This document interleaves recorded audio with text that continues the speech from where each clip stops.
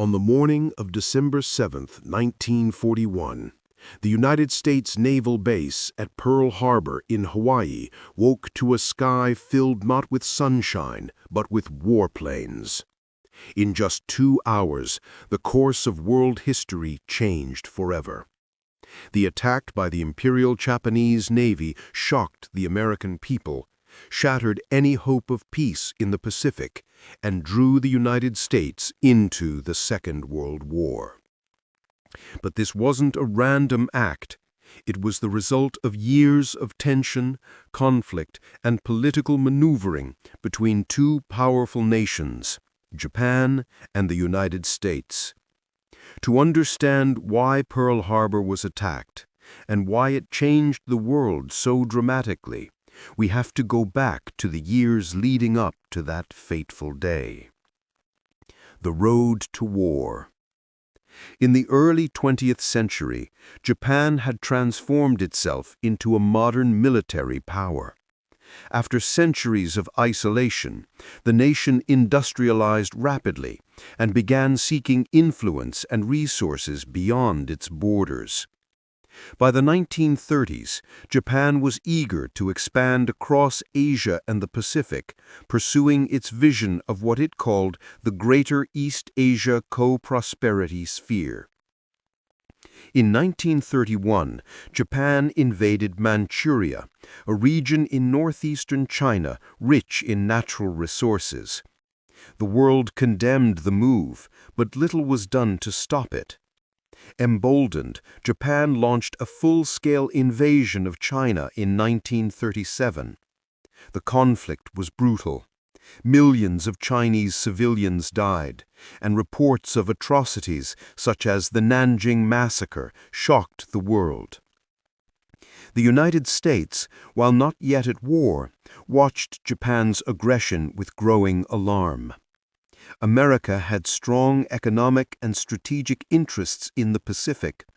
It supported China and wanted to maintain the balance of power in the region. As Japan continued its conquests, the U.S. government began applying pressure.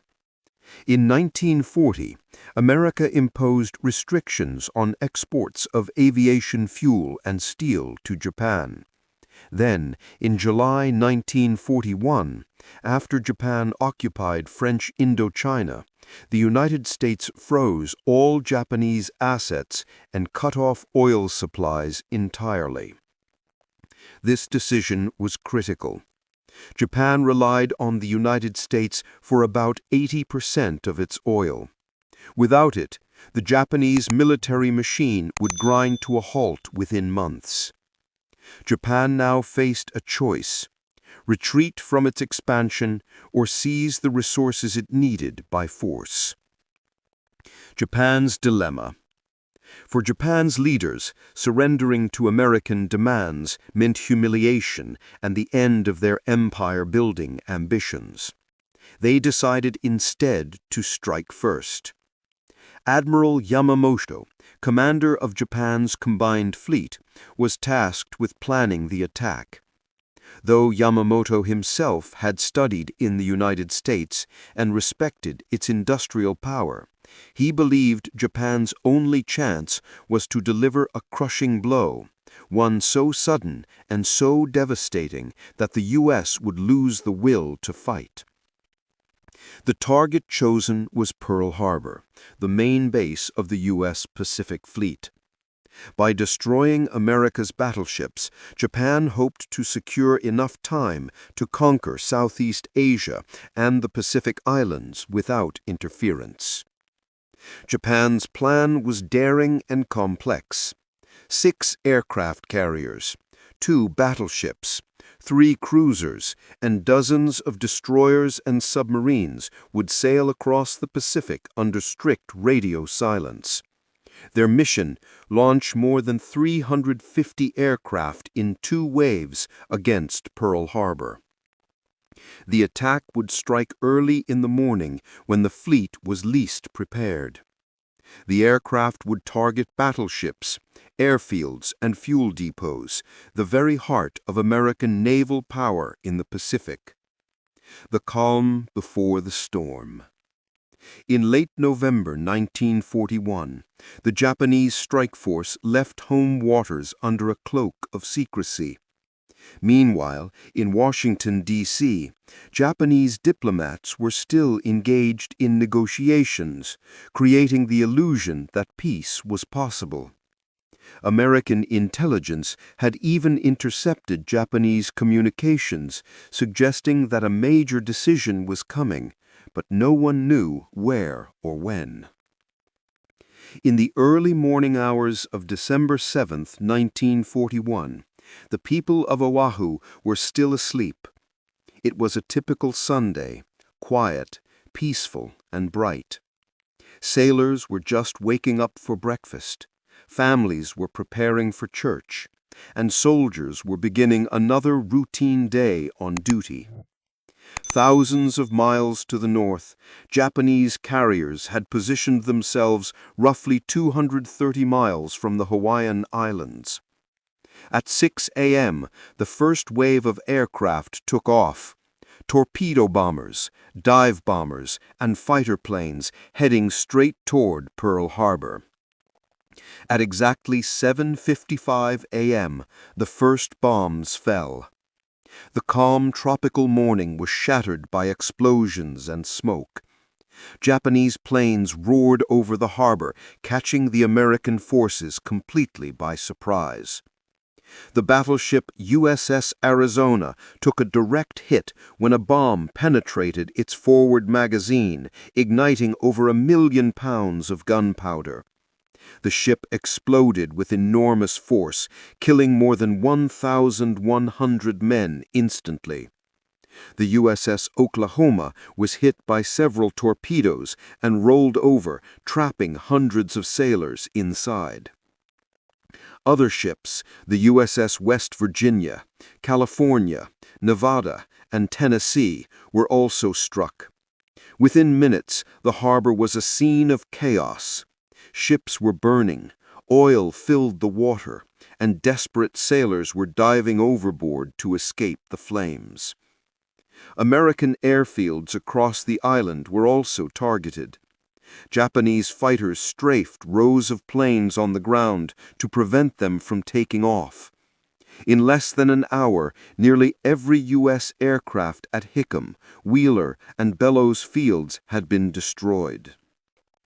The second wave of the attack began around 8:40 a.m., continuing the devastation. The anti-aircraft guns finally opened fire, but the damage was already immense. By 9:45 a.m., the attack was over. The Japanese aircraft turned back to their carriers, leaving behind a scene of destruction and death. The human cost was staggering. More than 2,400 Americans were killed, including sailors, soldiers, and civilians. Another 1,200 were wounded. 18 ships had been sunk or damaged, including 8 battleships. More than 180 aircraft were destroyed. The Japanese lost only 29 planes. However, despite the overwhelming damage, key American assets had survived. None of the U.S. aircraft carriers were in port that morning. They were out at sea. The base's oil storage tanks, repair facilities, and submarines were also untouched. These would later prove vital to the U.S. counterattack. That night, President Franklin Roosevelt gathered his advisors. The next day, December 8, 1941, he addressed Congress in what became one of the most famous speeches in American history.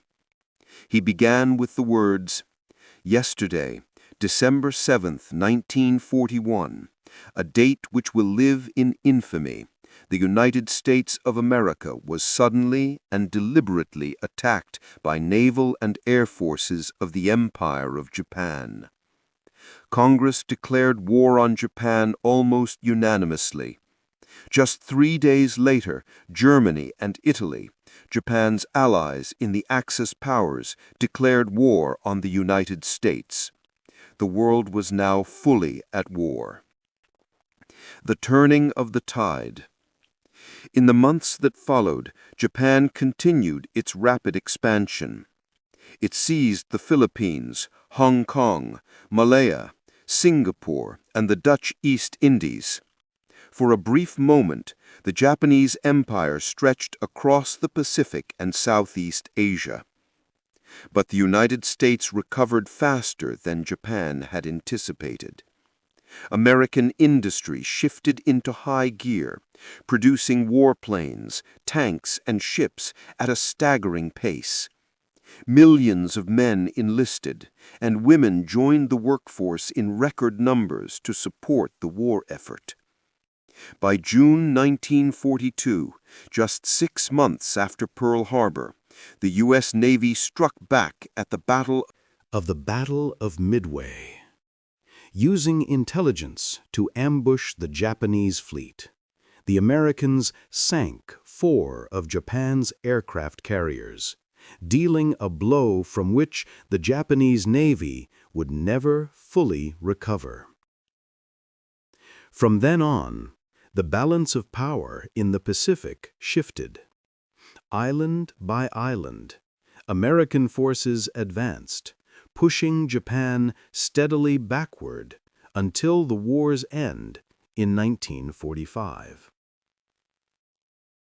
The attack on Pearl Harbor was more than a military event. It was a defining moment in history. It ended America's isolationist stance and united the nation like never before. The tragedy inspired courage, determination, and innovation on an extraordinary scale. In the years after the war, the United States emerged as a global superpower, reshaping international politics, rebuilding nations, and promoting stability across the world. Yet the memory of Pearl Harbor remained deeply personal. The wreck of the USS Arizona still lies at the bottom of the harbor, a silent tomb for more than 1,000 sailors who never made it home. The Pearl Harbor Memorial, built above the site, stands as a symbol of sacrifice, remembrance, and peace. Every December 7th, people across America pause to honor those who lost their lives that day, and to remember how quickly peace can be broken when nations fail to understand one another.